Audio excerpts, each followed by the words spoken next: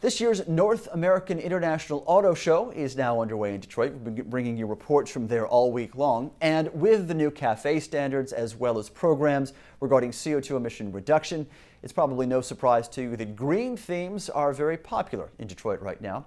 And as Clean Skies' Lee Patrick Sullivan reports, this year's auto show could go down as history as electric. For the better part of 2 years, the all-electric Chevy Volt has become one of the most anticipated cars in recent years. But what was a niche market 24 months ago has suddenly become crowded. And this year's North American International Auto Show in Detroit is quickly becoming the year of the electric car. I firmly believe by witnessing this show that 2010 is going to be the electrification of the car, and every single company and manufacturer that's here is supporting that with their products, and we've been working very, very hard to get it here in Michigan.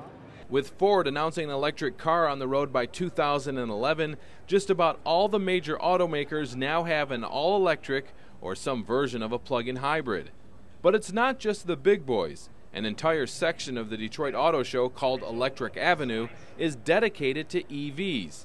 It's where Nissan is displaying its all-electric Leaf, the only vehicle the Japanese automaker brought to the Motown event. The area is sponsored by Dow Chemicals, and it allows some of the smaller startup companies to play with the big boys. As you can probably see, the automotive industry is in the midst of a rebirth, and there is innovation. There is innovation coming out of the perfect storm of what happened over here. So we believe that some of these startups will eventually bring out the ideas, maybe the products and things of the future, which could be a great generation of new technology and new generation of vehicles for the automotive industry of the future, irrespective of the badge on them. Also on Electric Avenue, you'll find BYD. The Chinese battery maker is now making electric cars. BYD's general manager says the more EVs on the market, the merrier. Compared to the traditional gasoline-powered vehicles, the models available in the market is still very few. Actually, people need more models in the market. With all the EVs at this year's Detroit Auto Show, the basement of Cobo Center was turned into the Eco Experience, where EV test rides were offered on a quarter-mile indoor track. Tesla, which has had an EV on the road for nearly 2 years, is now one of the elder statesmen. I think that we're seeing the paradigm shift. In 2010 is a very historic year for the fact that all of these automakers, the incumbents, are now catching on to offering the electric vehicle as one of their product offerings.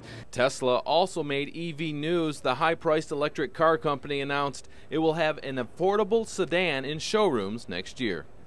Now, after all, this is Detroit, so we were able to track down one of the very first electric cars. It's the 1922 Detroit Electric. It was made by Ford.